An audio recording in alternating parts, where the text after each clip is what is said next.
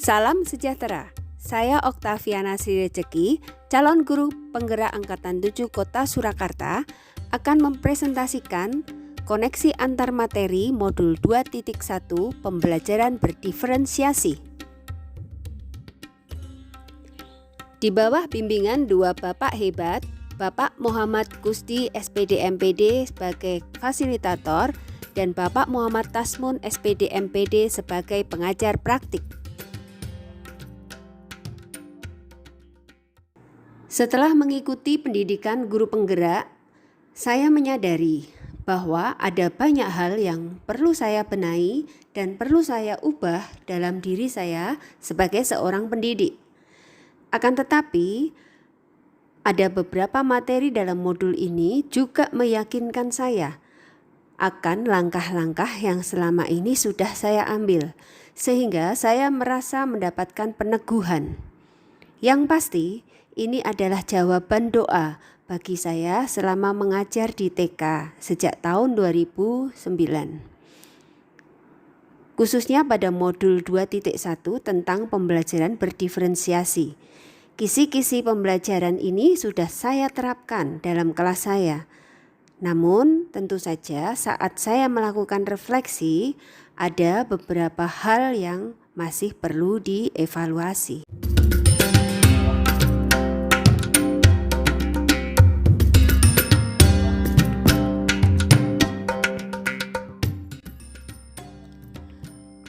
Guru yang baik diharapkan dapat mengidentifikasi kebutuhan belajar murid-muridnya berdasarkan beberapa hal berikut ini. Kesiapan belajar atau readiness. Yang dimaksud dengan kesiapan belajar adalah kapasitas murid untuk mempelajari materi baru. Tentu saja kesiapan belajar setiap individu murid di kelas bervariasi. Oleh sebab itu, sebelum melaksanakan kegiatan pembelajaran berdiferensiasi, guru harus bisa mengidentifikasi terlebih dahulu tingkat kesiapan belajar murid-muridnya.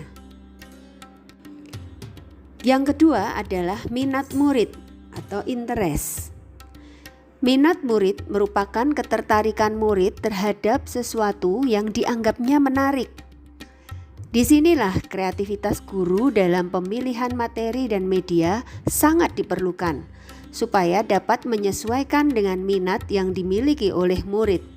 Mengingat bahwa hal ini juga dapat menjembatani pengetahuan awal murid dengan yang baru dan meningkatkan motivasi murid untuk belajar sehingga mereka akan terlibat aktif dalam proses pembelajaran jika dilakukan berdasarkan dengan apa yang murid sukai. Yang ketiga adalah profil belajar murid atau learning profiles. Profil belajar murid adalah jenis pendekatan yang disukai murid untuk belajar.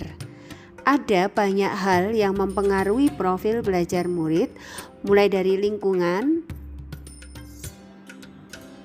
seperti suhu, tingkat aktivitas, tingkat kebisingan, jumlah cahaya, juga budaya, seperti santai atau terstruktur, atau pendiam, atau ekspresif, personal atau impersonal, dan gaya belajar, visual, auditori, atau kinestetik, dan kecerdasan majemuknya.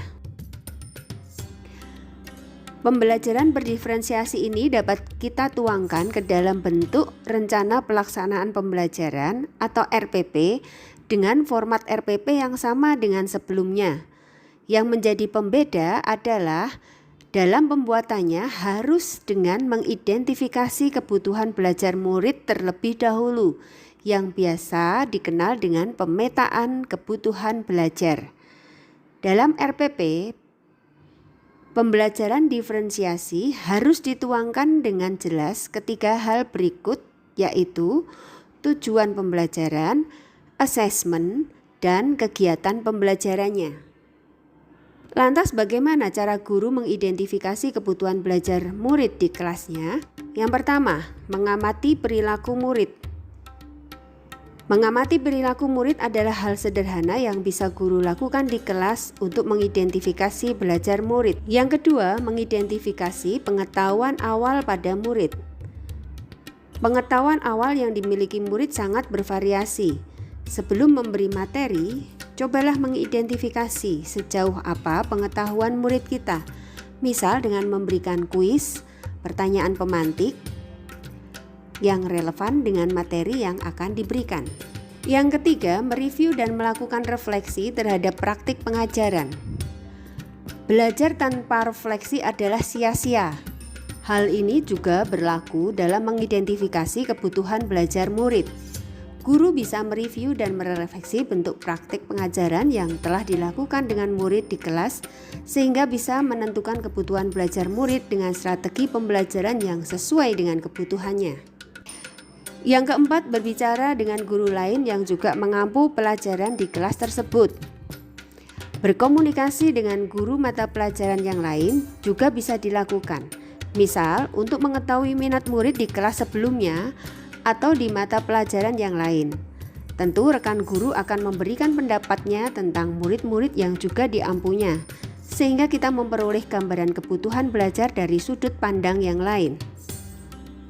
Yang kelima, membaca rapor murid dari semester sebelumnya.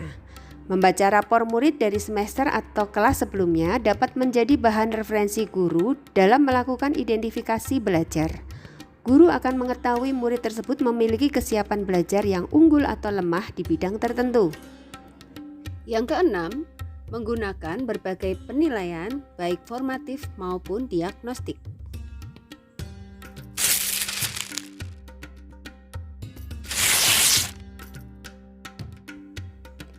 Dalam penerapannya, pembelajaran berdiferensiasi memiliki 3 strategi. Diferensiasi konten. Guru bisa membedakan bentuk penyampaian materi, baik berupa pengetahuan maupun keterampilan kepada murid sesuai dengan kebutuhan belajarnya. Diferensiasi proses.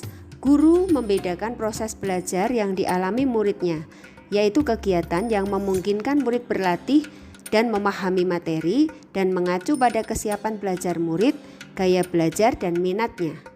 Diferensiasi produk. Guru membedakan dan memodifikasi produk belajar murid sebagai hasil belajarnya atau hal-hal apa saja yang telah mereka pelajari.